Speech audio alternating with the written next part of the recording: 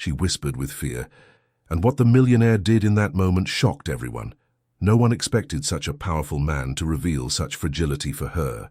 Where are you watching this story from? Subscribe to the channel and leave a like because the ending will break your heart. Nell's voice trembled like a leaf in the wind when she finally confessed, tears streaming down her flushed face. I'm afraid. In that moment, in the heavy silence of the office lined with mahogany and aged leather, with the aroma of fresh coffee mixed with his woody cologne, Reed, the most feared businessman in New York, did something no one would ever imagine. He knelt before her. A man who commanded financial empires across the entire country, who never bowed to anyone, dropped to his knees on the Persian rug and held that young woman's trembling hands as if they were made of crystal. The lights of Fifth Avenue flickered through the windows of the 18th floor, casting dancing shadows over the framed diplomas and black and white photographs decorating the walls. Evening traffic roared 15 floors below, but in that office there existed only the broken sound of Nell's breathing and the racing beat of Reed's heart, which after 15 years of self-imposed ice finally felt something capable of melting the walls he had built around his soul. "Why?" she whispered, her honey-colored eyes shining with unshed tears, her small, cold fingers between his warm, firm hands. "Why are you doing this for someone like me?" Reed swallowed hard, feeling words stuck in his throat as if they'd been waiting years to be released. The emotional scar he'd carried since he was 26 pulsed like a freshly opened wound, but for the first time he didn't fear it. "Because," he responded with a hoarse voice, "you reminded me that goodness exists in this world, and I forgot how to protect it." To understand how they arrived at that moment, it was necessary to go back 6 months, to a cold October morning when New York awakened covered in autumn mist and golden leaves carpeted the paths of Central Park. Nell Crawford had arrived in New York on the 6 o'clock Greyhound bus from Millbrook, a small town in upstate New York where everyone knew each other by name, and church bells marked the rhythm of life. At 23, she carried a worn suitcase that had belonged to her late mother, a recipe book from her grandmother with pages yellowed by time, and a letter of recommendation written by the town's minister. Her eyes, the color of dark honey, still gleamed with that purity characteristic of someone who believed in the essential goodness of people. Her light brown hair, tied in a simple braid, smelled of lavender from upstate fields. 3 characteristics defined her perfectly: an almost childlike innocence that made her see beauty where others saw ruins, like wildflowers growing between cracks in the asphalt, or the toothless smile of the old man who sold newspapers on the corner, a silent determination that burned beneath her fragile appearance, inherited from generations of upstate women who had survived harsh winters and difficult times, and a deep empathy that led her to feel others' pain as if it were her own, making her bring muffins to the building's doorman every Monday, or share her lunch with the cleaning lady, who always seemed hungry. Her cheeks flushed easily at any compliment, and an almost paralyzing shyness made her lower her gaze when anyone looked at her directly. Ashford Corporation occupied 3 floors of a modern building on Fifth Avenue, with its glass facade and bronze gates that reflected New York's changing sky. Nell had shown up for the interview in a navy blue dress her grandmother had sewn especially for the occasion, her hands trembling so much she could barely fill out the application form. The HR director, a middle-aged woman with designer glasses and a pragmatic attitude, had evaluated her with a scrutinizing gaze. "Previous office experience?" No, ma'am," Nell had stammered, her cheeks burning. "But I'm a fast learner, and I'm very careful with details." Something in that raw honesty and that vulnerability without pretense had touched the director. Or perhaps it was the minister's recommendation, who had written, "Nell Crawford is the kind of person this world needs more of, someone who still believes that kindness matters." She was hired as a junior administrative assistant, with tasks that included organizing documents, preparing meeting rooms, and serving coffee to executives. The salary was modest, but enough to rent a tiny room in Brooklyn and send some money to her grandmother each month. The first weeks were a whirlwind of adaptation. New York was a monster of concrete and noise compared to the pastoral tranquility of Millbrook. The constant honking, the crowds pushing in the subway, the frenetic pace of the city, everything overwhelmed her.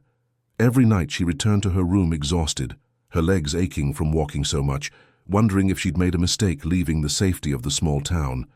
But something kept her there, the memory of the conversation with her grandmother before leaving.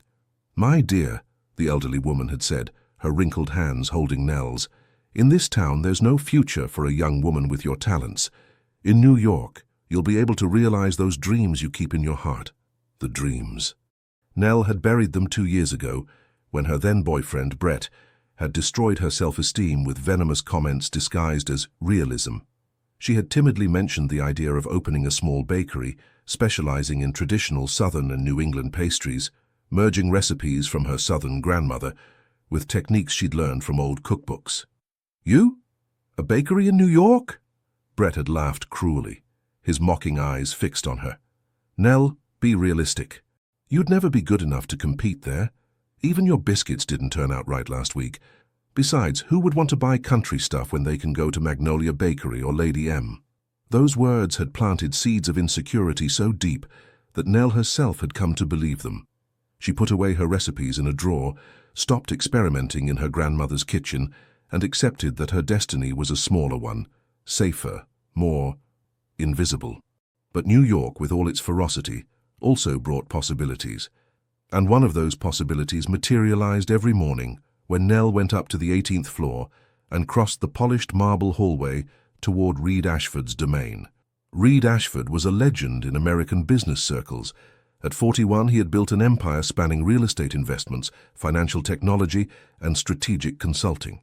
His name regularly appeared on the covers of Forbes and Fortune, always accompanied by descriptions like ruthless, brilliant, and glacial.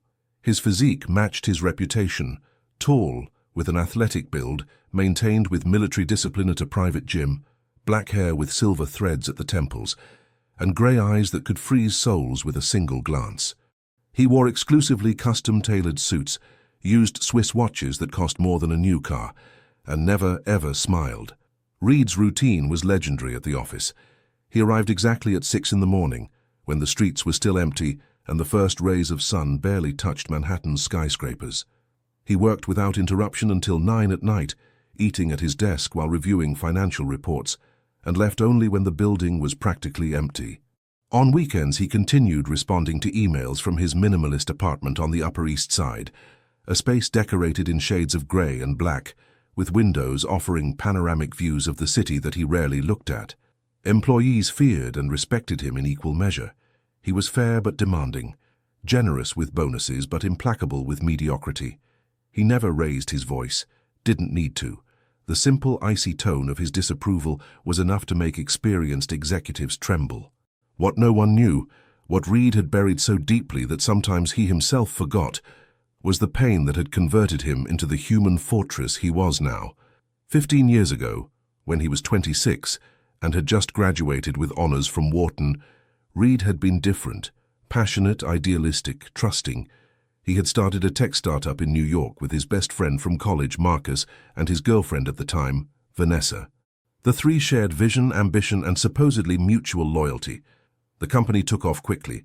They secured investors, developed innovative software for supply chain management, and were about to close a multi-million-dollar contract with a multinational when everything collapsed.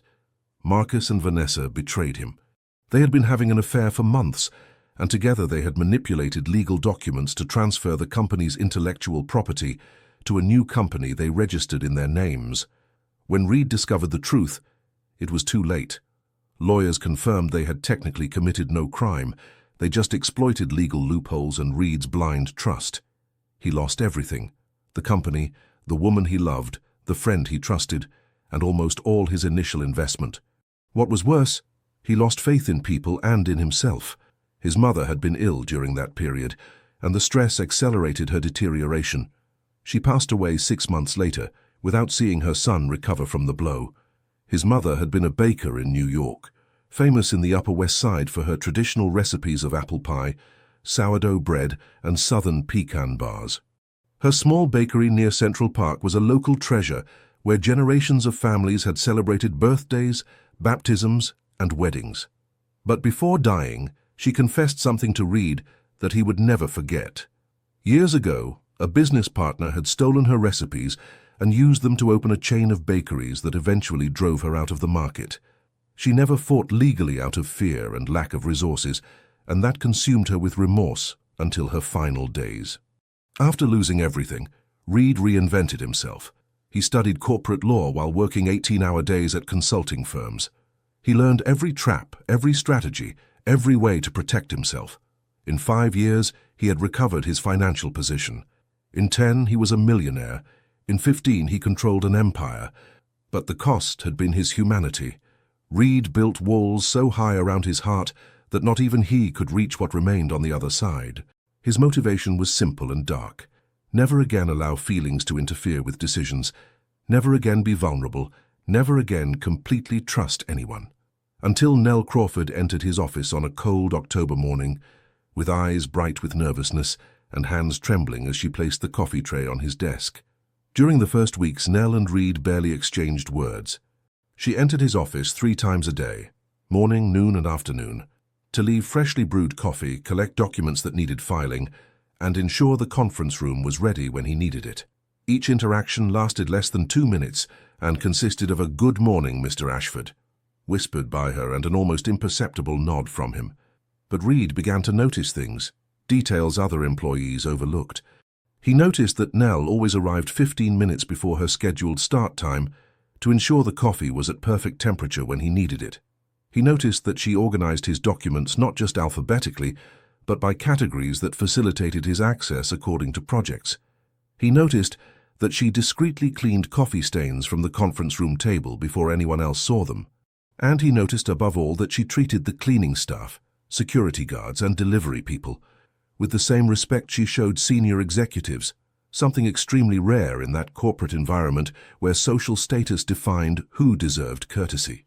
In November, New York was hit by a series of torrential rains that flooded streets and collapsed the subway. One particularly grey morning, Nell arrived completely soaked. Her cheap coat hadn't withstood the rain, and her shoes squelched with each step. Her lips were purple with cold, but she smiled timidly when handing Reed his coffee. "Sorry for the delay, Mr. Ashford.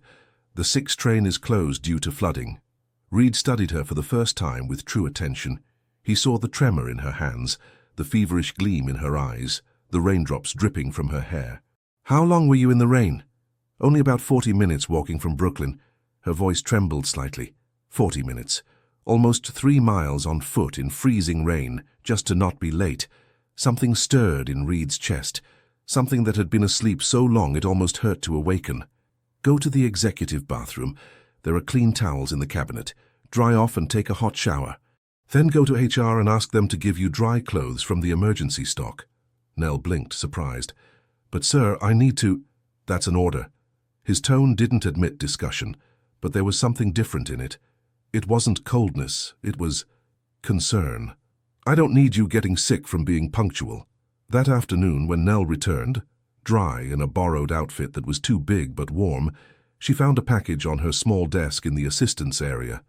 Inside was a new brand-name coat, waterproof and lined in her exact size. There was no note, but she knew perfectly well who had sent it. Her eyes filled with tears.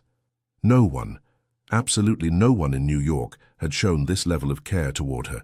She went up to the 18th floor at the end of the day when most employees had already left and knocked timidly on Reed's door. "Come in." She entered with the coat folded in her arms, her cheeks flushed. "Mr. Ashford, I can't accept this. It's too generous." Reed looked up from his computer screen, and for an instant she saw something in his grey eyes she hadn't seen before. Vulnerability. "Consider it an efficiency bonus. Your work has been impeccable." "But, Miss Crawford," he interrupted gently, "here in New York winters are harsh. You need adequate protection. It's not charity. It's common sense." Nell held his gaze, and in that moment of silent connection both felt something neither could name yet. A small but significant crack appeared in Reed's walls, and a flicker of hope ignited in Nell's heart. "Thank you," she finally whispered, clutching the coat to her chest. "Not just for this. Thank you for seeing me." After she left, Reed sat in his darkened office, looking at New York's lights twinkling in the distance. It had been 15 years since anyone had thanked him for seeing them. In fact, it had been 15 years since he had stopped really looking at the people around him. Sometimes, a simple gesture of kindness can be the first brick that falls from a wall that took years to build. December arrived in New York with holiday markets, twinkling lights on every street, and the aroma of roasted chestnuts floating through Fifth Avenue. Ashford Corporation organized its traditional holiday dinner at an elegant restaurant near Rockefeller Center, with French champagne, a 5-course menu, and generous bonuses that Reed personally delivered to each employee. Nell had bought a simple dress on sale at H&M, black, long-sleeved, discreet, but had decorated it with a brooch that had belonged to her mother, a small silver flower that shone timidly under the restaurant lights. She sat at a table with other junior assistants, drinking sparkling water, because champagne made her dizzy, smiling politely at conversations about vacation plans in the Maldives and skiing in Aspen that she could never afford. Reed, as always, circulated among the tables with impeccable professionalism, shaking hands, thanking employees for their annual dedication. But his grey eyes kept returning to one particular table, where a young woman from a small town with a silver brooch listened with genuine attention to her colleagues' boring stories, laughing with them, making them feel important. When dinner ended, and most employees left to continue celebrations at nearby bars, Nell stayed behind helping the restaurant staff collect forgotten glasses and fallen napkins. It was an automatic reflex. Her grandmother had always taught her that leaving mess for others was disrespectful. "Miss Crawford." Reed's voice made her turn abruptly, almost dropping a glass. "Mr. Ashford. Sorry, I didn't know you were still here." He walked toward her with his hands in the pockets of his impeccable dark suit. "Why didn't you go with the others to celebrate?" Nell lowered her gaze, her cheeks reddening. "I'm not very good with large groups. I prefer quiet. Do you have family in New York for the holidays?" "No, sir. My grandmother is in Millbrook. I'll take the bus on Christmas Eve." An uncomfortable silence settled between them. Reed seemed to be internally debating something, his jaw tense. Finally he spoke. "Would you like to get coffee? There's a diner nearby that makes the best apple pie and coffee in New York. It should still be open." Nell looked up, surprised. Her boss, the feared Reed Ashford, was inviting her to... Yes, I'd love to." They walked together through New York's cold streets, with December wind biting their cheeks and holiday lights decorating the trees like fallen stars. The diner was a small, cozy place near Rockefeller Center, with worn formica tables and elderly servers who seemed to have been there since before the Kennedy administration. They sat facing each other, and when the warm apple pie and steaming coffee arrived, Nell felt like she was living a strange dream. Reed Ashford, the man who intimidated executives with decades of experience, was sitting across from her spreading butter on pie with precise, almost mechanical movements. "Why did you come to New York?" he asked suddenly, his grey eyes fixed on her. Nell bit her lip, debating how much to reveal. But something in that night, in the warmth of the diner and the unexpected vulnerability in his expression, made her release the truth. "I came chasing a dream that someone told me was stupid." "What dream?" "Opening a bakery." The words came out in a barely audible whisper. "Specializing in traditional pastries, merging Southern and New England recipes. But my ex-boyfriend convinced me I'd never be good enough, and I ended up believing it." Reed set down his fork, his expression becoming unexpectedly serious. "New England recipes? My grandmother was from Vermont, from Burlington actually. She married a New Yorker and brought her recipes with her. My grandmother keeps them all in a book she gave me before I came here." Something detonated in Reed's chest. Vermont. Traditional recipes. A baker. The painful echoes of his own family history resonated in that small space. "My mother was also a baker in New York," he said with a hoarse voice, surprising himself with his own words.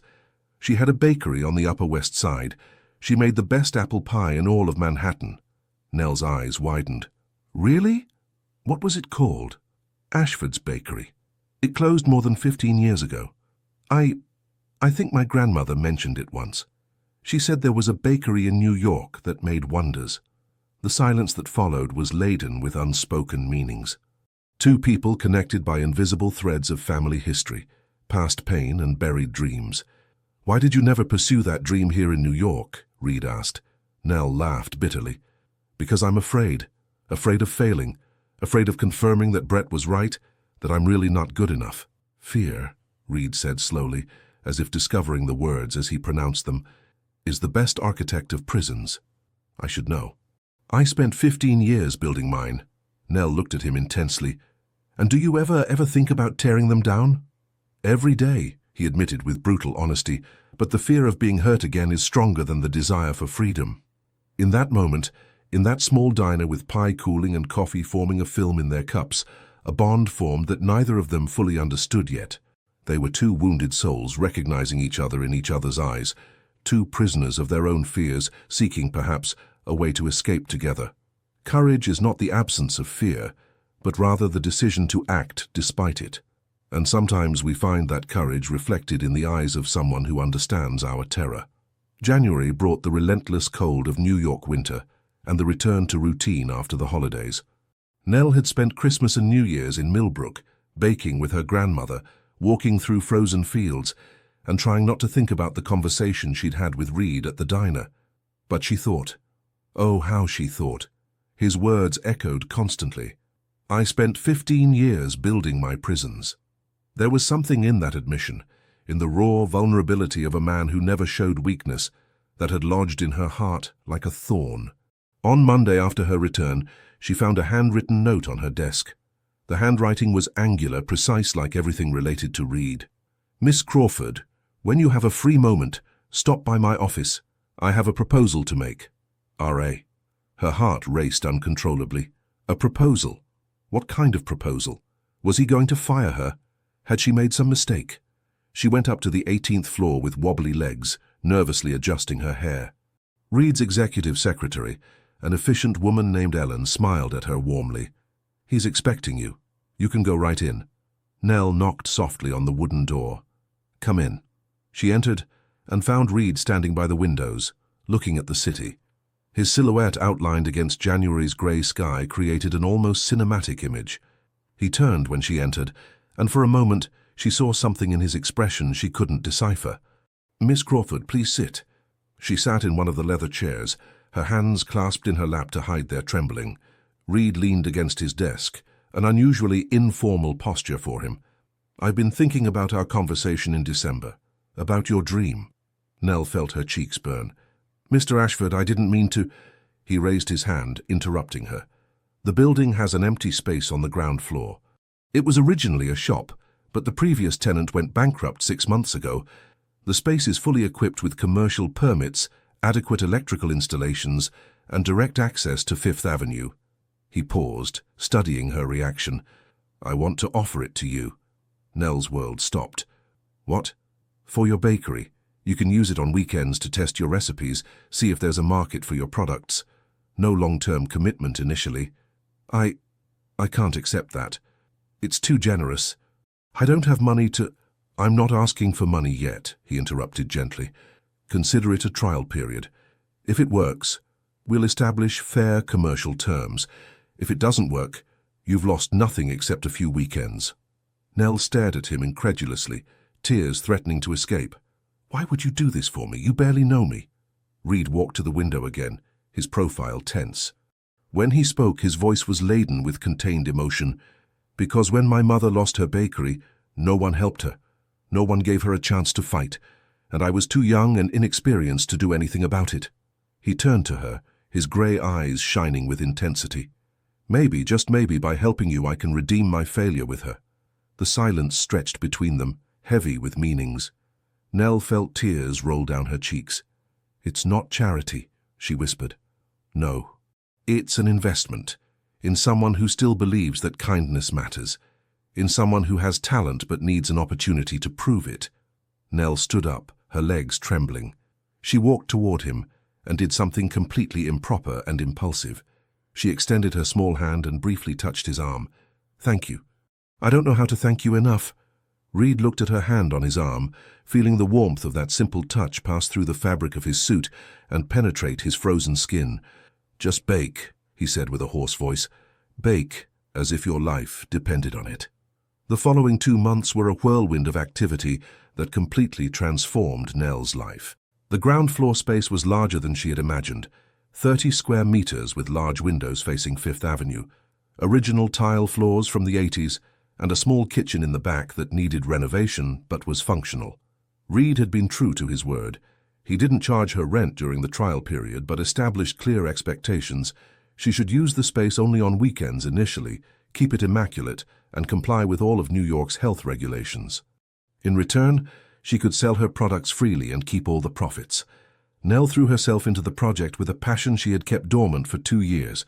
She spent nights after work planning menus, experimenting with recipes in the tiny kitchen of her Brooklyn room, consulting her grandmother's book, until the yellowed pages became even more worn from constant use.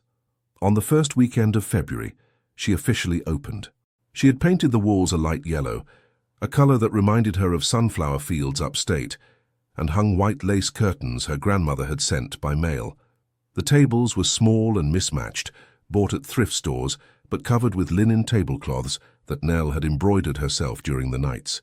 She prepared a modest selection: traditional apple turnovers with lemon glaze, Vermont maple cream pie, southern pecan bars, and her special creation, a fusion of apple crumble with bourbon caramel that she called North and South, symbolizing the bridge between the two regions that formed her heritage. The first customers were building employees, curious to see what Ashford's shy assistant was doing. But the reactions were immediate and passionate. The turnovers melted in the mouth with a perfect balance between sweetness and tartness of the glaze. The maple cream pie was flaky on the outside, delicately smooth inside. And North and South, that caused literal sighs. By Saturday noon she had sold everything. By Sunday afternoon there was a waiting list. Word spread. Employees brought friends and family.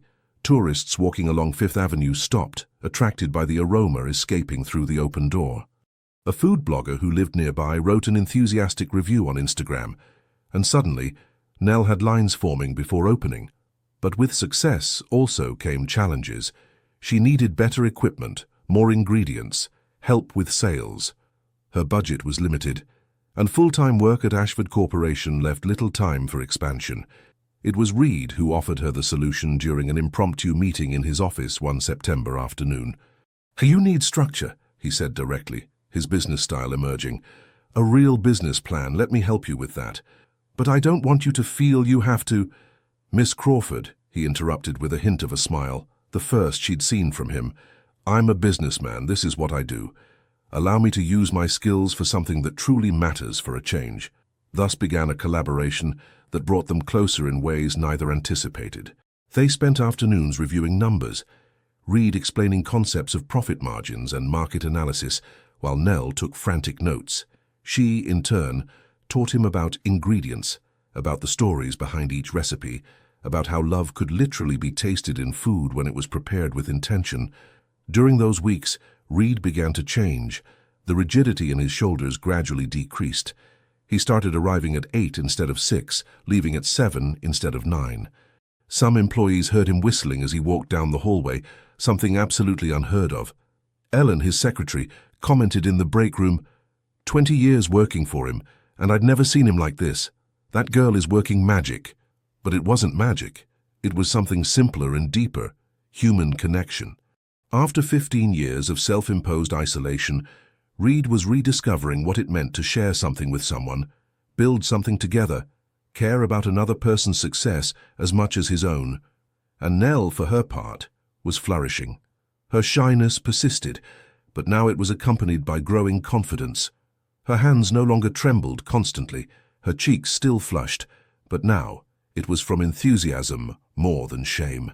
And when she talked about her plans for the bakery, her eyes shone with a fire that had been extinguished for too long. Sometimes, helping others achieve their dreams is the surest way to rediscover your own. Spring arrived in New York with its typical April showers, but it also brought something unexpected, a man from Reed's past whom he would have preferred never to see again. Vincent Cross had been the business partner who stole Reed's mother's recipes more than 20 years ago. Now he owned Cross Confections, a chain of 15 luxury bakeries distributed throughout the country, with presence in Boston, Philadelphia, Washington, D.C., and of course New York. His establishments occupied prime locations in tourist areas, selling artisanal pastries at exorbitant prices, though everything was mass-produced in a factory in New Jersey. Cross was a 55-year-old man with perfectly slicked-back hair, Italian suits, and a smile that never reached his calculating eyes. He had built his empire on others' work, but with enough legal cunning to stay technically within the law.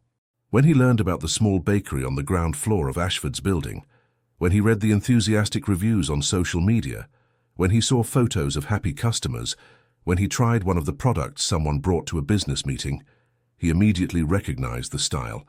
Those traditional recipes had the unmistakable seal of the Ashford family, and where he saw threat, Cross acted. His first move was subtle. He sent his assistant to make Reed an offer. He would buy the ground floor space for double its market value, with the condition that the contract include a clause prohibiting bakery or pastry activities in the building for the next 20 years. The assistant delivered the proposal on a Tuesday afternoon. Reed read the documents once, his jaw tensing with each line. When he finished, his expression was pure ice. "Tell Mr. Cross," he spoke with dangerously calm voice, "that he can take his offer and—" He stopped, took a deep breath. "Tell him I'm not interested." The assistant left nervously. Reed remained in his office, his hands clenched in fists on the desk. After 20 years, Cross appeared again, trying to destroy something he loved. First it had been his mother. Now it was Nell. No, he wouldn't allow it. But Cross wasn't someone who accepted refusals easily. His next move was more aggressive. He directly contacted Nell's suppliers, the small farms where she bought organic eggs, the dairy cooperatives from upstate, the maple syrup producers from Vermont, and offered them exclusive contracts with massive quantities at slightly higher prices, with the condition that they break their relationships with other small clients. One by one, suppliers began cancelling Nell's orders. Without quality ingredients, her products couldn't maintain the level that had made them famous. On the first Saturday in October, Nell faced a crisis. She had promised 100 portions of North and South for a corporate event, but her egg supplier had cancelled the order Friday night. She desperately ran to supermarkets, buying what she could, but commercial eggs didn't have the same quality. The result was disastrous. The pastries turned out dense without the characteristic flaky texture. Event customers complained. Negative reviews began appearing online. And Nell, sitting on the floor of the bakery's back kitchen after closing, finally broke down. Reed found her there at 9 at night when all the building employees had already left. He had gone down because he saw lights on. He found her sitting on the floor, surrounded by scattered ingredients, silent tears rolling down her cheeks. "Nell?" It was the first time he used her first name. "What happened?" She looked up, her eyes red and swollen. "Everything's going wrong. Suppliers are abandoning me, customers are complaining, and maybe Brett was right. Maybe I was never good enough for this." Reed knelt in front of her, a gesture that was becoming his way of showing he truly saw her, that she was his equal, not his employee. "Tell me everything." Between broken sobs, Nell explained the cancellations, the difficulties, the criticisms. When she finished, Reed remained silent, processing, and then the pieces fell into place. "Cross, this isn't coincidence," he said with tense voice. "Someone is deliberately sabotaging you." "What? Why would anyone do that?" Reed sat completely on the floor beside her, completely forgetting his $3,000 suit on the cold tiles. "Because they're afraid of you. Because you're a threat to their empire of mediocrity." Then, for the first time, he told the complete story. His mother's bakery on the Upper West Side, Vincent Cross stealing the recipes, his mother's pain, dying without ever recovering her legacy. And now Cross seeing in Nell the same threat he had seen in his mother 20 years ago. When he finished, Nell was crying again, but for different reasons. "Your mother? Oh, Reed, I'm so sorry." It was the first time she had used his first name, and the sound of that name on her lips, pronounced with such tenderness, broke something inside him. "I won't let him win again," Reed said with iron determination. "I couldn't protect my mother, but I can protect you." "I don't need you to protect me," Nell responded with a voice stronger than he expected. "I need you to help me fight." Their eyes met, and in that moment, sitting on the floor of a kitchen, surrounded by failed ingredients, with wounds from the past open between them, something deeper than a simple professional collaboration was born. The hardest battles aren't those we fight against external enemies, but those we face against our own fears and the weight of our past failures. The following 2 months were the most difficult both had faced. Cross intensified his sabotage campaign with increasingly dirty methods. First, he sent anonymous health inspectors who appeared without warning, looking for any minimal violation. Nell was fined for incomplete labeling on products, something technical that had never been a problem before, and had to close for a week for corrections. The fine left her with almost no working capital. Then came the fake reviews on Yelp, Google, and social media. Accounts created specifically to attack her, describing horrible experiences that never happened. Found a hair in my turnover. The girl who serves is rude and dismissive. Outrageous prices for mediocre products. Nell tried to report them, but the process was slow, and meanwhile the damage to her reputation grew. Regular customers began to dwindle. Those who came looked suspicious, as if expecting to confirm the negative reviews. The atmosphere that had been so warm and welcoming became tense. Nell began second-guessing every decision. Were the turnovers golden enough? Did the filling have the right consistency? Did customers really enjoy, or were they just being polite? The insecurity Brett had planted years ago grew like poisonous weeds, choking the confidence she had carefully built. Reed tried to help in every way possible. He hired lawyers to fight the unjust fines. He used his contacts to find new suppliers. He even considered directly confronting Cross, but his lawyers warned that without solid proof of intentional sabotage, any legal action could backfire. But the emotional cost was devastating for both. Reed was working 20 hours a day again, trying to keep his company running while protecting Nell. The tension headaches he hadn't experienced in years returned with vengeance. He skipped meals, slept poorly, and the brightness that had appeared in his eyes during the previous months gradually faded. Nell, for her part, was slowly consuming herself. She lost weight, alarmingly. Her hands trembled constantly again. The dark circles under her eyes deepened. And worst of all, the light in her eyes, that purity and innocence that defined her, began to fade, replaced by doubt and despair. One night in July, after a particularly difficult day, where only 5 customers had entered all day, Nell closed the bakery and went straight up to the 18th floor. It was past 10, but she knew Reed would be there. She entered without knocking, something she had never done before. Reed looked up from his computer, and what he saw alarmed him. Nell was pale, trembling, and there was desperate determination in her expression. "I'm going to close the bakery," she announced without preamble. "What?" Reed stood up abruptly, rounding the desk. "I can't keep going like this. I'm losing money, losing my mental health, and worst, I'm dragging you down with me. I know your work has suffered because you're spending all your energy trying to save me." "Nell, no, no!" Her voice rose in volume, surprising them both. "Look at yourself, Reed. You have headaches again. You barely sleep. All of this is my fault. If I had never tried—" "Don't you dare," he interrupted with fierce voice, walking toward her. "Don't you dare say this is your fault. Cross is doing this. He's the villain here. But maybe I'm really not strong enough for this. Maybe the business world is like this, cruel and ruthless, and I'm too naive, too weak to survive in it." Her words broke something in Reed. Seeing this extraordinary woman, who had brought light to his dark life, doubting herself like this, it was unbearable. "Do you know what the difference is between strength and toughness?" he asked with trembling voice. "Toughness is what I built after being betrayed. I became impenetrable, invulnerable. And you know what I achieved with that? Wealth, success, and a completely empty life." Nell looked at him with tears flowing freely now. "Strength," he continued, "is what you have. The ability to maintain your kindness in a cruel world, to cry when it hurts but get up the next day, to believe in the goodness of people even after being hurt." He moved closer, and without thinking, took her trembling hands in his. "You are the strongest person I've ever met." "I don't feel strong," she whispered. "I feel broken." "Then let me hold the pieces until you can put them back together." His voice failed.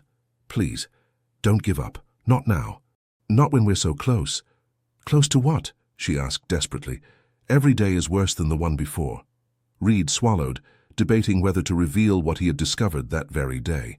Finally, he decided, "I hired a private investigator, legally, without breaking any laws. And he found solid evidence that Cross is behind everything. Emails to the inspectors, payments to the fake accounts that posted negative reviews, contracts with your former suppliers that include specific exclusion clauses." Nell's eyes widened. You have proof. Enough to destroy him legally, but I need your permission to proceed. This will go public. There will be media attention. Your story will come out. And I know how much you hate being the center of attention. Nell remained silent, processing. The room seemed to spin around her. She could end it all now. Close the bakery, go back to being just an anonymous assistant, return to the safety of anonymity. Or she could fight, face her deepest fears, risk being seen and judged by all of America. I'm afraid, she finally confessed, her voice barely audible. And that's when Reed did the unthinkable. He knelt before her. Reed's gesture of kneeling left Nell paralyzed. A man who commanded respect from international executives, who never showed weakness, was on his knees in front of her in his own office, holding her hands as if they were the most precious thing in the world. I'm afraid, she repeated, tears flowing freely now, afraid that everything will collapse, afraid of disappointing everyone who believes in me, afraid of losing you when you realize I'm not this strong person you think I am. The words came out in a desperate torrent, years of insecurity finally breaking the surface, all the poison Brett had injected into her soul, all the doubts she had accumulated, all the weight of feeling inadequate. Everything exploded in that moment. Look what I've caused you, she sobbed. Before I appeared, your life was orderly, successful, peaceful. And now you're fighting battles that aren't yours, losing sleep, having headaches, all because of me. I'm a burden, Stop, Reed interrupted with fierce but gentle voice.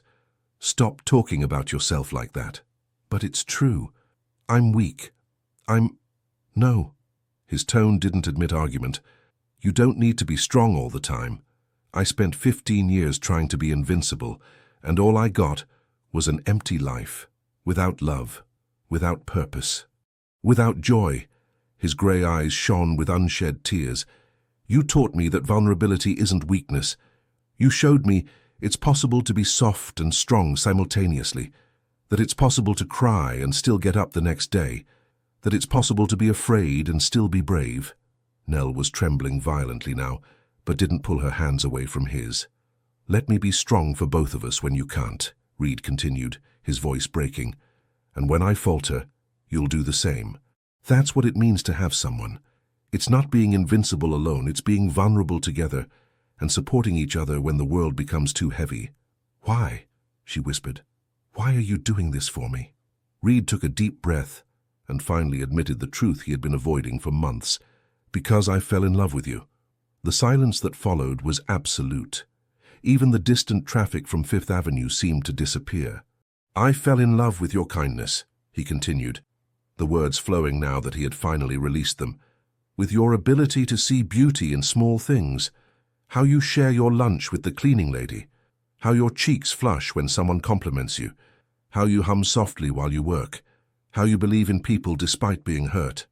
Nell's tears fell onto their clasped hands. I fell in love with your strength, even though you don't see it. With the fire that burns in you when you talk about your dreams, with your determination to create beauty in a world that's often ugly. And yes, I fell in love even with your fear, because it showed me I'm not alone, that we're all scared, we're all broken in some way, and it's okay not to have all the answers. Reed, her voice was barely a breath. You don't have to return my feelings, he said quickly, panic crossing his face. That doesn't change anything. I'll keep helping you either way. But you needed to know why. You needed to understand this isn't charity or guilt, or some selfish redemption project. This is love. Pure and simple, and maybe irrational, but real. Nell looked at him, really looked at him, seeing him completely for the first time. She saw the man behind the mask of ruthless businessman.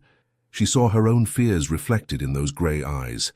She saw the vulnerability he was showing by confessing this, knowing she could reject him, hurt him like they had hurt him before.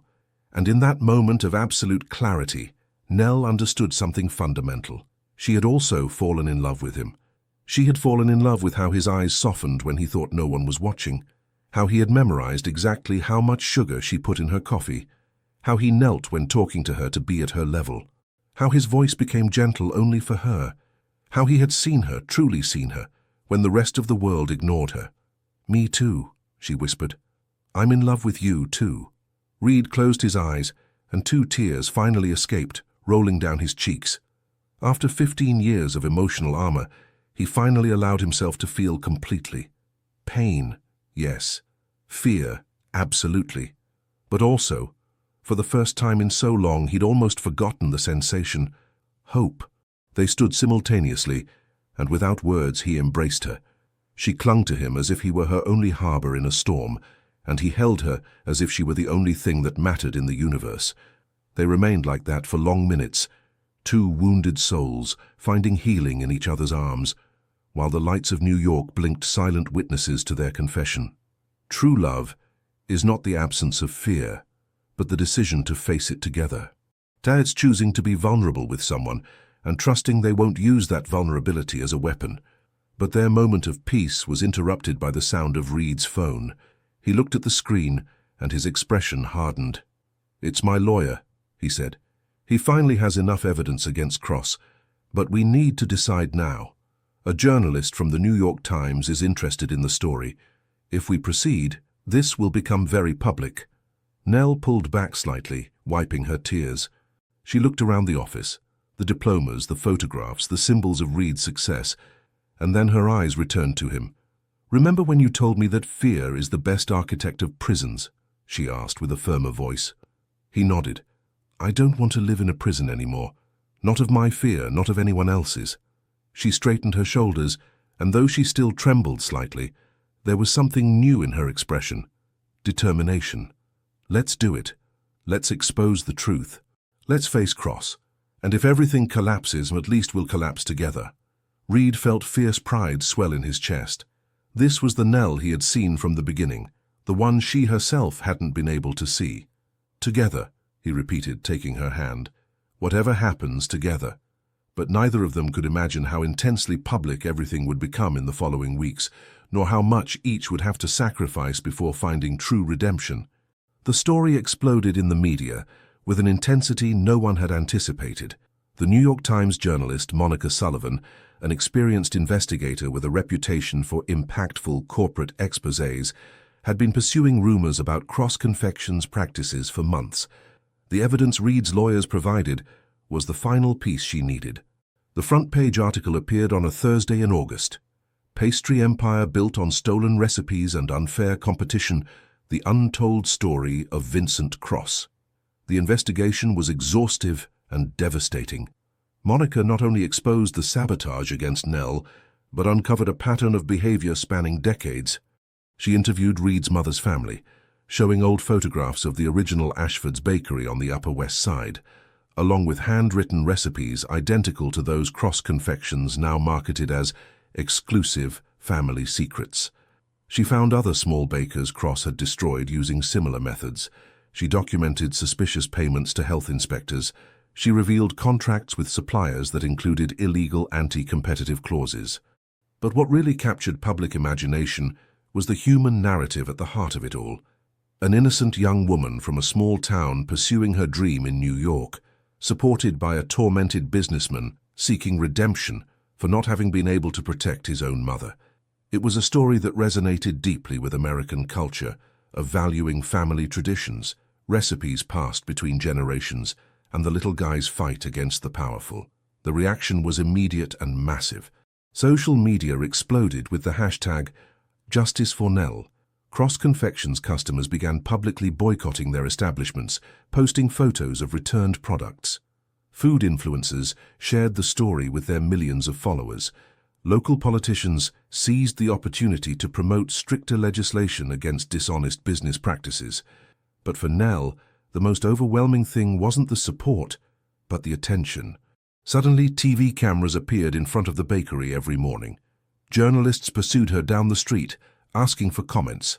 Her phone rang constantly with interview requests. Her fear of crowds and public attention, that same fear that had kept her watching holiday parties from windows instead of participating, intensified to almost paralyzing levels. A week after the article's publication, she had her first panic attack live during an interview with CNN. The cameras recorded everything, her breathing accelerating, her hands trembling uncontrollably, her sudden paleness, her eyes desperately seeking an exit, while the reporter kept asking questions without realizing. It was Reed who rescued her, emerging from his own interview in another studio and walking directly toward the cameras. "The interview is over," he declared with cold authority, physically positioning himself between Nell and the cameras, guiding her out of the studio with a protective arm around her shoulders. The video went viral, but for unexpected reasons. People didn't mock Nell's panic attack. Instead, they expressed admiration for her courage in facing something so terrifying, and Reed's protective gesture, the feared businessman showing public tenderness, captured hearts. "This is too much," Nell sobbed that night in her small Brooklyn room, with Reed sitting beside her on the narrow bed. "I can't do this. I can't be the face of whatever this is." "You don't have to be," he assured her, holding her hand. "We can hire a spokesperson, someone to handle public relations while you focus on baking. That's what really matters. But how can I just bake when there are people camping outside the bakery waiting to see me? When every pastry I sell feels like a performance." Reed didn't have an immediate answer. He was also struggling with his own media exposure. Reporters had dug into his story with Marcus and Vanessa, exposing the betrayal from 15 years ago. Though he received sympathy publicly, privately reliving those memories was torturous. The solution came from an unexpected place. Ellen, Reed's executive secretary. She entered Reed's office on a Friday afternoon with a proposal. "I know this isn't my place," she began cautiously, "but I have an idea. My daughter manages social media for small businesses. What if we reorient the narrative? Instead of Nell being a passive victim needing rescue, we show the real story. A strong woman building an exceptional business. Let her product speak for her." The idea was simple but brilliant. Instead of personal interviews, Nell would post content on social media from the bakery's perspective, videos of her baking, without speaking, just showing the process, beautiful photos of products, inspirational quotes about traditions and family heritage. Ellen's daughter would handle comment responses, filters, and all technical aspects. It would allow Nell to share her art without the trauma of direct attention. The strategy worked miraculously. Videos of Nell kneading dough at dawn, with golden light filtering through windows and folk music in the background, went viral for their contemplative beauty. Photos of her products, artistically arranged with wildflowers she picked in Central Park, appeared in design and gastronomy magazines. More importantly, sales exploded. The small bakery couldn't handle the demand. Lines began at 6 in the morning. Customers came from Boston and Philadelphia specifically to try the pastries they'd seen online. Reed hired additional help. 3 experienced bakers, Nell personally trained in her techniques, an operations manager to handle logistics, and an accountant to organize the exponentially growing finances. In September, they opened a second location on the Upper East Side. In October, a third in Brooklyn. Each maintained the cozy, intimate atmosphere of the original, but with expanded capacity. And as the bakery flourished, so did the relationship between Nell and Reed. They no longer hid their love. They walked together through Central Park on Sunday mornings, fingers intertwined, sharing apple pie from that same diner where he had first confessed his interest. He accompanied her to visit her grandmother in Millbrook, walking through fields that smelled of lavender, listening to stories about the Vermont grandmother, and she helped him heal. Little by little, patiently and gently, she dismantled the remaining walls around his heart. She taught him to laugh again, truly laugh with belly laughs that resonated from his chest. She showed him that not everything in business had to be transactional, that sometimes the most profitable thing was simply doing good. Reed restructured parts of his corporation to include an investment fund specifically dedicated to supporting small entrepreneurs with stories similar to Nell's. He sought people with talent but without resources, offering them not just capital, but mentorship, connections, and protection against predators like Cross. True victory isn't simply defeating the enemy, but transforming yourself in the process so the enemy can no longer hurt you. But the story still had a final chapter to be written, because while they prospered, Vincent Cross hadn't disappeared quietly into the night. Vincent Cross was a man accustomed to winning. For 30 years he had built his empire on ruthless strategies, aggressive capitalism, and the belief that the end justified the means. But now, for the first time in his life, he was losing spectacularly. After the Times expose, everything began to crumble. His 15 bakeries saw sales drop 60%, Investors withdrew support, franchises cancelled contracts. But what really infuriated him wasn't the financial loss. He had enough capital to survive, but the public humiliation. His pride, inflated during decades of apparent success, couldn't bear being unmasked as a thief and fraud. And in his twisted mind, all the blame belonged to two people: Reed Ashford, who had dared to challenge him, and Nell Crawford, whose existence had catalyzed the entire investigation. In November, Cross appeared personally at Ashford Corporation. He evaded security, went directly to the 18th floor and entered Reed's office unannounced. Reed looked up from his computer, his expression hardening when he saw who had entered.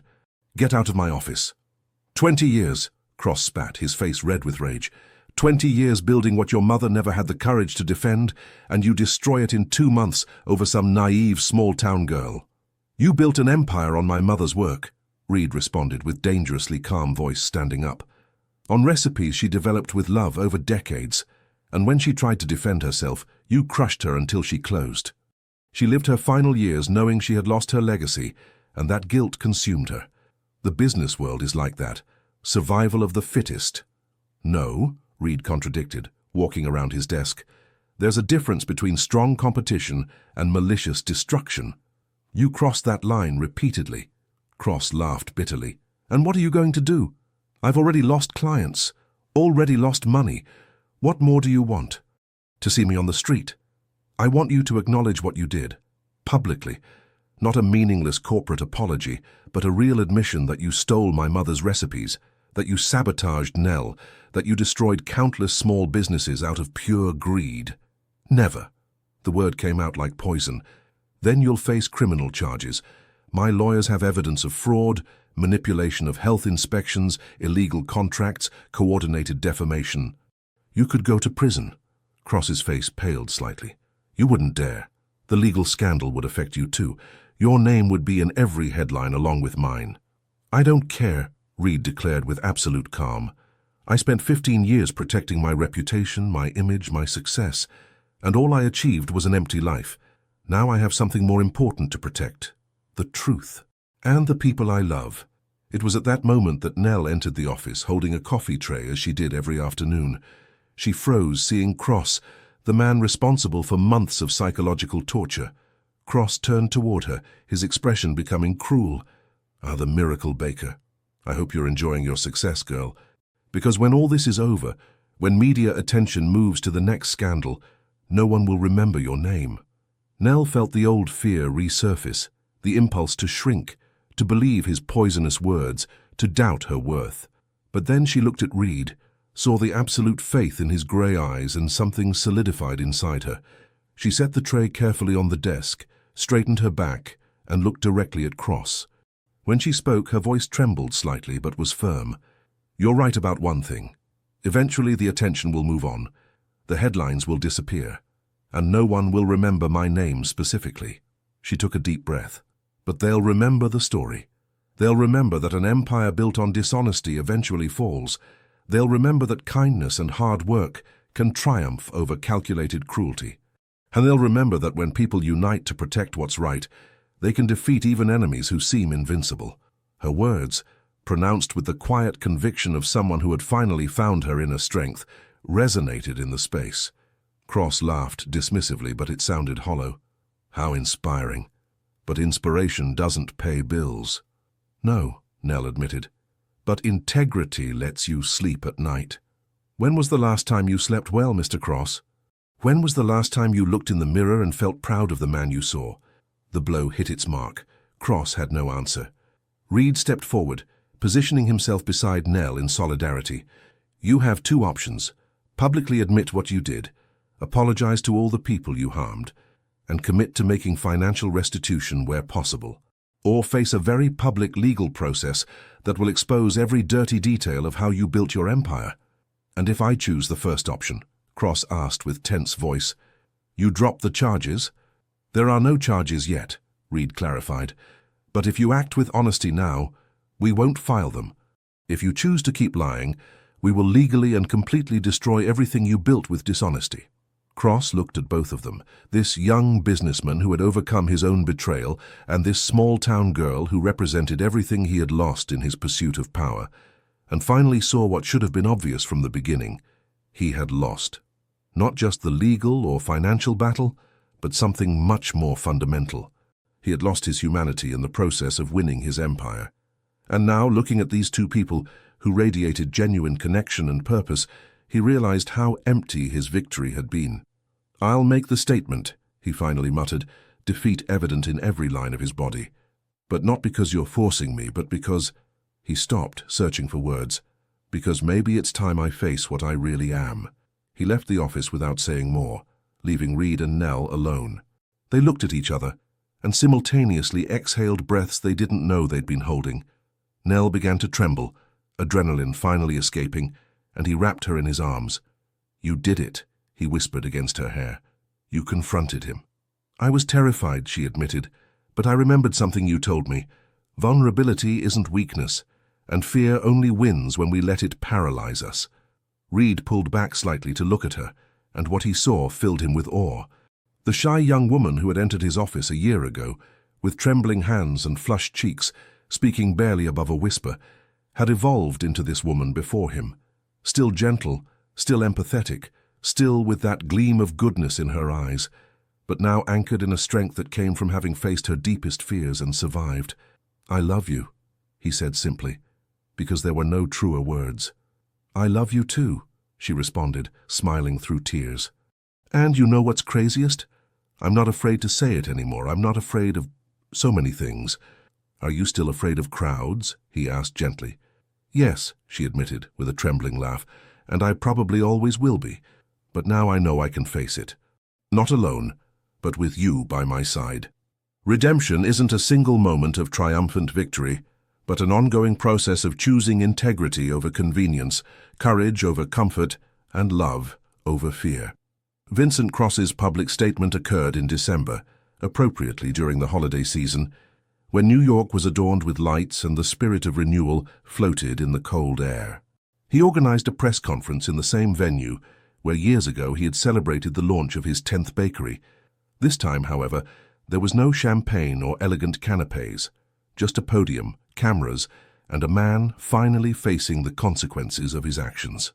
30 years ago, he began with tense voice, I committed my first dishonest act in business. I took recipes that didn't belong to me from Ashford's Bakery on the Upper West Side and used them as the foundation of my own company. I told my customers they were family secrets, but the truth is, they belonged to someone else's family. The cameras captured every word, every uncomfortable gesture, every loaded pause. Since then, I repeated that pattern. I destroyed small competitors using tactics ranging from legal but immoral to frankly illegal. I manipulated inspections, posted fake reviews, and forced suppliers to choose between me and other small clients. His voice broke slightly. Most recently, I tried to destroy Nell Crawford and her bakery simply because her genuine talent exposed the superficiality of my products. And because, if I'm completely honest, seeing her goodness reminded me of everything I'd sacrificed in my pursuit of success. He specifically named each small business he had destroyed, each baker he had sabotaged. He promised financial restitution where possible.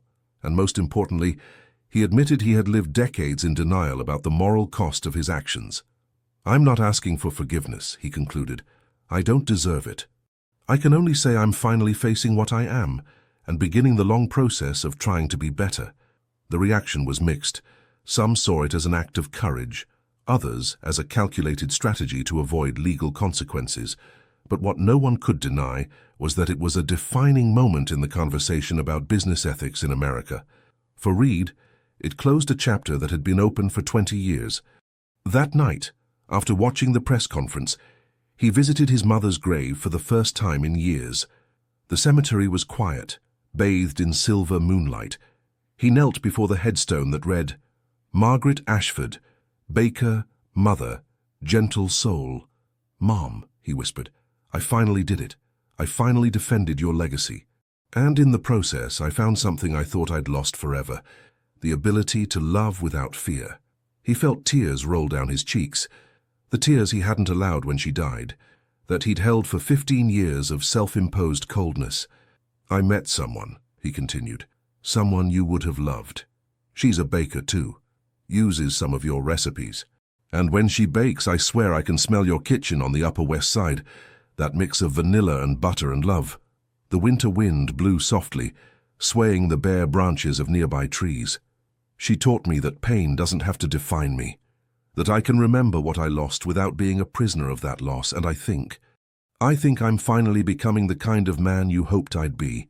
He left fresh flowers, lavender, his mother's favorite, and remained there until the moon had traveled considerably across the sky. Meanwhile, in her small Brooklyn room, Nell was having her own epiphany. She looked around the tiny space that had been her home for 16 months, the narrow bed, the small closet, the window overlooking New York rooftops, and realized something fundamental. She no longer fit here. Not physically, but spiritually. This version of Nell, the scared girl who had arrived from Millbrook with a worn suitcase and buried dreams, had evolved into someone different, someone who had built a successful business, someone who had faced a corporate predator and survived, someone who had found love in the least expected place. She took her recipe book, the same one her grandmother had used, that her grandmother had entrusted to her, and opened it to a blank page at the end. With careful handwriting, she began to write not a recipe but a letter to the next generation of Crawford women. "When you read this, I'll probably be an old grandmother, or perhaps no longer here, but I want you to know something important. Fear is natural, but it's not destiny. I came to New York terrified, doubting every ability, believing voices that told me I'd never be enough. And for a long time those voices had power over me. But I found something stronger than fear, purpose, and people who believed in me until I learned to believe in myself." The recipes in this book are more than baking instructions. They're the legacy of strong women who survived wars, poverty, loss, and still found ways to create beauty. Every turnover, every pie, every traditional pastry carries centuries of resilience. When you bake using these recipes, remember, you're continuing a tradition of women who refused to be invisible, who transformed simple ingredients into magic, who fed bodies and souls with equal dedication. And if you ever doubt yourselves, if anyone ever tells you you're not enough, remember my story. Remember that the shyest girl from Millbrook built something beautiful in the heart of New York. Not because she was especially talented or brave or strong, but because she dared to try, even with trembling hands and frightened heart. With eternal love, Nell Crawford. She closed the book reverently, feeling as if she had completed a cycle. Her great-grandmother had started this legacy. Her grandmother had preserved it. And now she was expanding it, taking it in new directions while honoring its roots. Her phone vibrated, a message from Reed. "Are you awake? I need to see you." She responded immediately. "Come over." 20 minutes later, he was knocking on her door. When she opened it, she saw something different in his expression. Peace. After 15 years of internal war, he had finally found peace. "I visited my mother's grave," he said simply, entering the small room. "How do you feel?" "Free." The word came out with wonder, as if he himself couldn't believe it was true. For the first time since she died, truly free from the weight of not having been able to protect her. Nell took his hands, guiding him to sit on the bed. "Reed, listen to me. You were 26 when your mother died. You had just been devastatingly betrayed. You couldn't save her because you were barely surviving yourself. That's not failure. That's being human." He closed his eyes, absorbing her words. "I've carried that guilt for so long it became part of my identity. I don't know who I am without it." "You are," Nell said with absolute conviction, "the man who saw me when no one else did. The man who risked his reputation defending what's right. The man who can be tough in business but gentle in love. The man who kneels when he needs to show me I'm his equal." His eyes opened, shining with unshed tears. "How did you become so wise?" "I'm not wise," she laughed softly. "I still get scared of crowds. I still doubt myself constantly. I still blush when someone compliments me. But I learned something this year.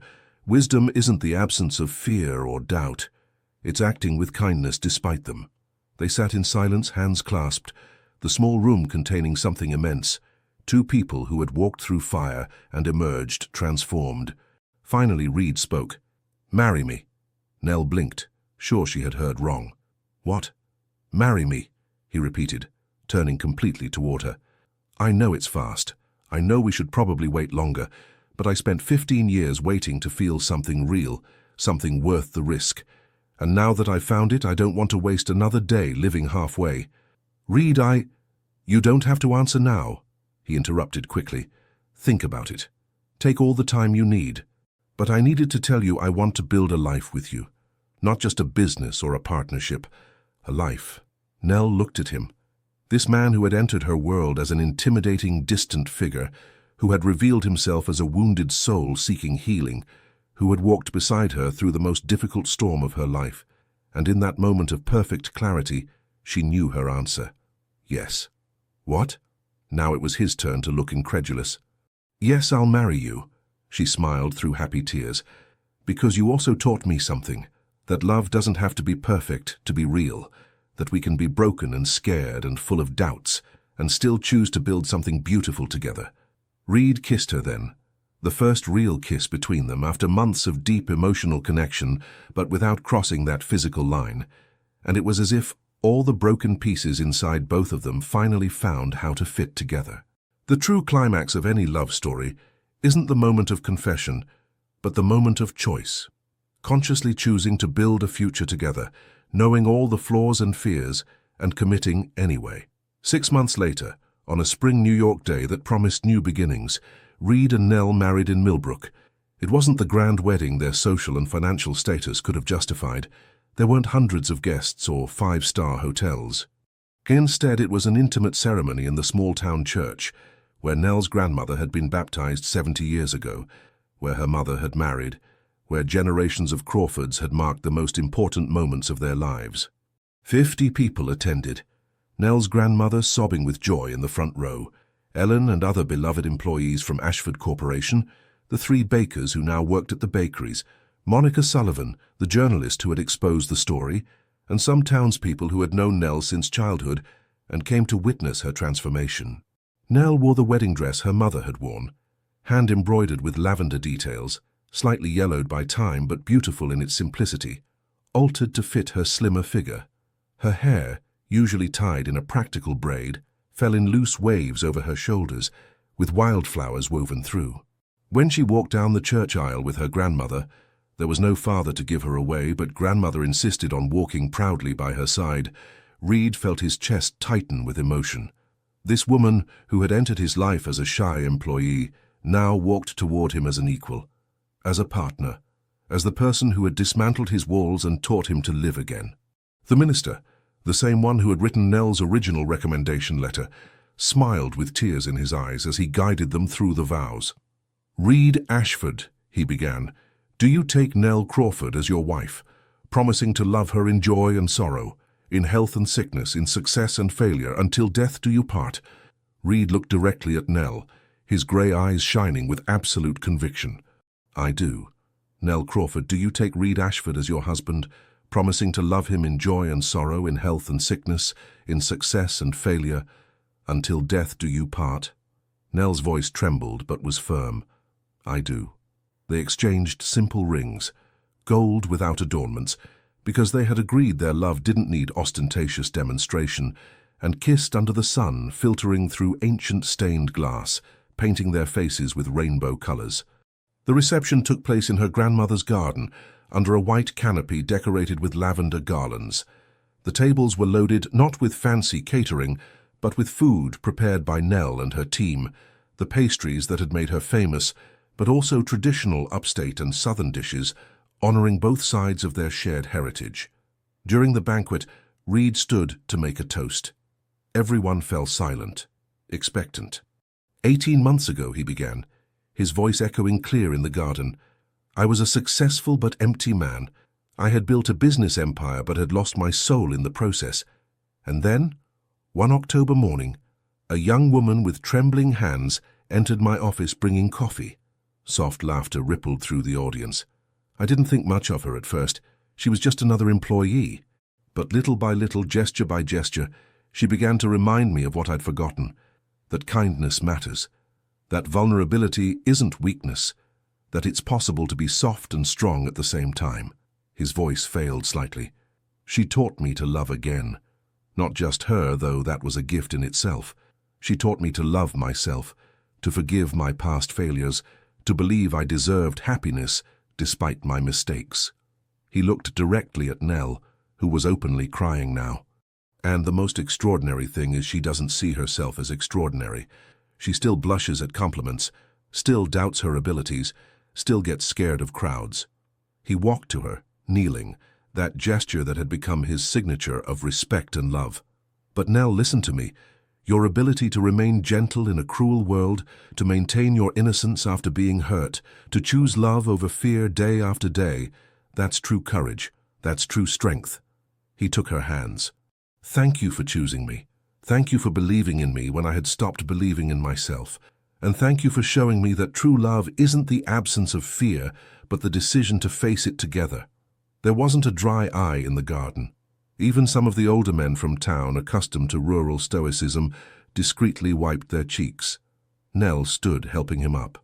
My turn, she whispered, turning to the guests. Her voice was soft, but everyone listened intently. I came to New York almost 2 years ago with an old suitcase and buried dreams.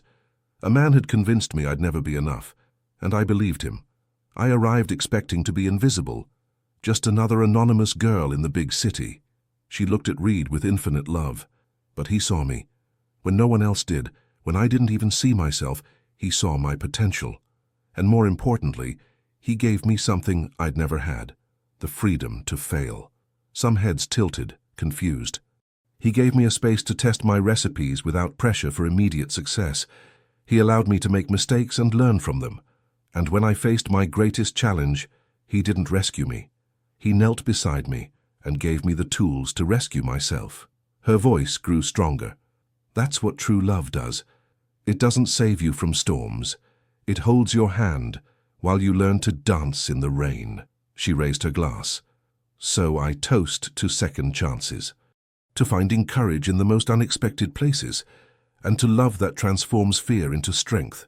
Everyone toasted, and as the sun set over upstate fields, painting the sky in roses and golds, Reed and Nell danced their first dance as a married couple, not to sophisticated music, but to the sound of a folk melody grandmother played on an old CD player, the same song that had played at her parents' wedding. As they slowly turned, Reed whispered, "Are you afraid?" Nell laughed softly. "I'll always be afraid of some things, but I'm not afraid of this anymore, of us. You know what's the most incredible thing?" he murmured. "A year ago, if someone had told me I'd be dancing in a small-town garden, married to my former assistant, genuinely happy, I would have thought they were crazy. And now? Now I think the craziness was all those years living without this, without you." The party continued late into the night. Town children ran between tables, stealing pastries when they thought no one was looking, though Nell always noticed and just smiled. The elderly told stories of grandmother in her youth. The bakers from Nell's team compared techniques with town women who had been baking for 50 years. And at some point near midnight, Reed and Nell quietly slipped away to a quiet corner of the garden, where the lavender her great-grandmother had planted decades ago bloomed. "What are you thinking about?" she asked, leaning against his chest as they looked at the stars. "About cycles," he answered thoughtfully. "My mother lost her bakery. I spent 15 years bitter about that loss. And then I found you. And somehow, by helping you build your dream, I redeemed my failure to help her." "It wasn't failure," Nell insisted. "You were young and hurt. You did the best you could at that moment." "I know. I finally know." He kissed her hair. "And you, what are you thinking about?" "About how everything fit together. If Brett had never shattered my confidence, I never would have come to New York wanting to prove something. If Cross had never attacked us, we never would have fought together that way. If you had never been betrayed, you never would have understood my pain so deeply. Are you saying you're grateful for the pain?" "Not exactly," she considered carefully. "But I'm grateful for what the pain taught us. It made us more empathetic, stronger in the places that matter, and it led us to each other. Sometimes the deepest wounds prepare us to recognize healing when it finally arrives, and the hardest battles teach us to value the peace we've earned." The following months brought continuous changes, but now navigated together. The bakery chain expanded to 8 locations in New York, 2 in Boston, and 1 on the Upper West Side. specifically a few blocks from where the original Ashford's bakery had been. That Upper West Side location was the most significant. Nell personally supervised every detail, ensuring it captured the spirit of what Reed's mother had built. On the main wall, they installed a large black and white photograph of the original bakery, with a plaque reading, "In memory of Margaret Ashford, who taught us that true legacy isn't what we accumulate, but what we share." On opening day, Reed stood before that photograph, Nell by his side, and finally felt the circle was complete. His mother had lost her dream, but he had helped someone else realize hers. And somehow, in that act of generosity, he had recovered his own humanity. Ashford Corporation also evolved. Reed restructured parts of the business to focus on social impact investments, prioritizing companies that created value for communities, not just shareholders. He created a mentorship program, pairing young entrepreneurs with experienced executives, providing not just capital, but genuine guidance. And for the first time in his career, he established clear boundaries between work and personal life. He stopped arriving at 6 in the morning, starting instead at 8. He left at 6 in the evening, dedicating nights to Nell. Weekends were sacred, time for them to walk through Central Park, to visit grandmother in Millbrook, to simply exist together without agendas or business goals.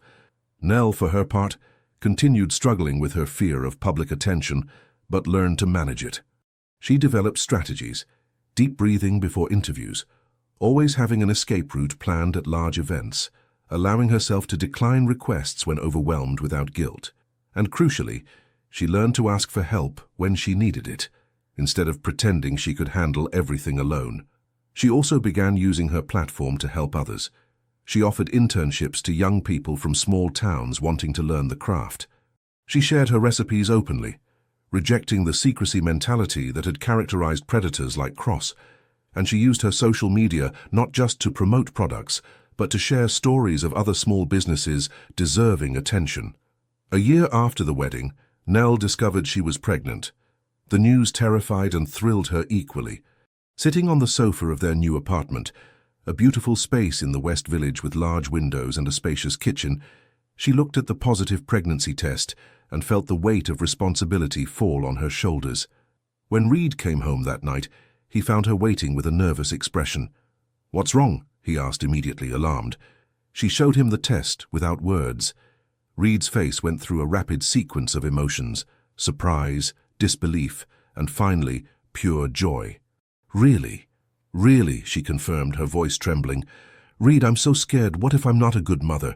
What if I pass on all my insecurities? What if—" He interrupted her with a kiss, then knelt, that familiar and beloved gesture, placing his hands on her still flat belly. "You're going to be a wonderful mother, and I'll be here every step of the way. Scared, probably, making mistakes, definitely. But here. Aren't you afraid?" she asked. "I'm terrified," he admitted honestly. "But I remember something you told me once. Fear is just evidence that we care deeply. And this baby, I already care more than anything in the world, except you." Nell knelt beside him, both now on their knees on the living room floor, hands clasped, foreheads touching. "We're going to mess up sometimes," she whispered. "Absolutely," he agreed, "but we'll do it together." And with a lot of love.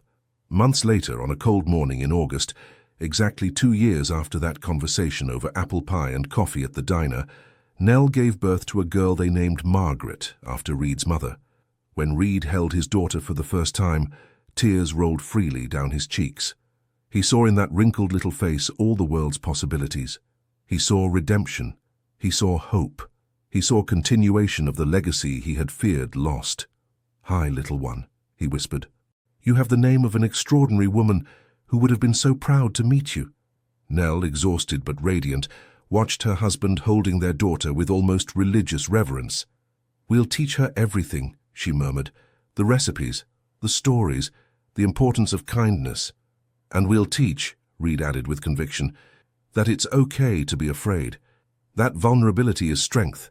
That true love is choosing someone every day, even when it's hard.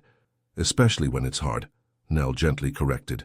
3 years later, on a spring full of promise, Nell and her team prepared the launch of something special, a cookbook titled Bridges of Flavor, Uniting Traditions, Uniting Hearts. It contained not just the recipes that had made her famous, but the stories behind them. Stories of her Vermont great-grandmother, her upstate grandmother, Reed's mother, and all the women who had used food as a language of love through generations. At the book launch, held at the original Fifth Avenue bakery location, Nell stood before hundreds of people. Her heart beat strongly, her hands sweaty, the old anxiety threatening to paralyze her. But then she looked at Reed in the front row, holding Margaret, both looking at her with unconditional love, and she found her center. "When I came to New York 5 years ago," she began, her voice trembling only slightly now, "I was a girl with buried dreams and fear in every cell of my body. Someone had convinced me I'd never be enough, and I had accepted that narrative as truth." She paused, looking around the full space. Regular customers, employees who had become family, journalists, business people, culinary students, people from everywhere who had been touched somehow by her story. But something extraordinary happened. I found people who saw me in ways I didn't see myself. I found purpose in sharing something I loved, and I discovered that true courage isn't the absence of fear, but doing what terrifies you because it's worth it. Her voice grew stronger. "This book isn't just recipes. It's testimony to resilience, to all the women who cooked under impossible circumstances and still created beauty, to all the people who were looked down upon but refused to be invisible, to everyone who chose kindness in a world that often rewards cruelty." She raised the book, its cover designed with colors from both regions, the green and gold of upstate New York, the warm tones of Vermont. "And I hope it inspires someone somewhere who's struggling with doubts like I struggled. I hope it reminds them they deserve to pursue their dreams, especially when someone says they can't." The ovation was deafening. But what Nell would remember afterward wasn't the applause or the book sales, which would be exceptional, but the moment when Reed came up on stage afterward, Margaret in his arms, and simply hugged her while whispering, "I'm so proud of you." That night, after everyone had left, after the bakery lights went out and New York streets quieted, Reed and Nell walked together along Fifth Avenue. Margaret slept peacefully in the stroller, protected from the cold by soft blankets. "Did you ever think we'd end up here?"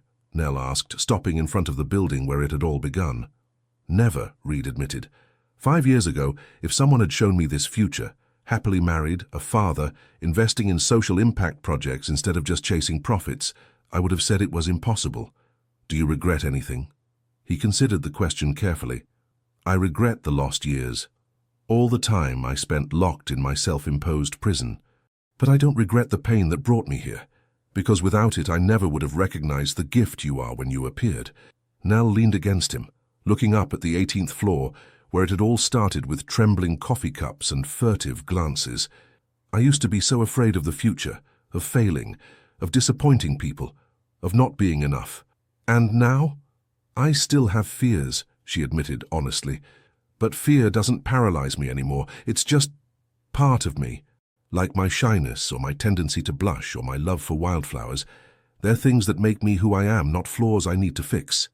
Reed turned her to look directly at her, his grey eyes shining under the city lights. "That's wisdom." "No," she gently contradicted. "That's love. Yours. You taught me to love myself by seeing how you loved me, with all my flaws, all my fears, all my imperfection."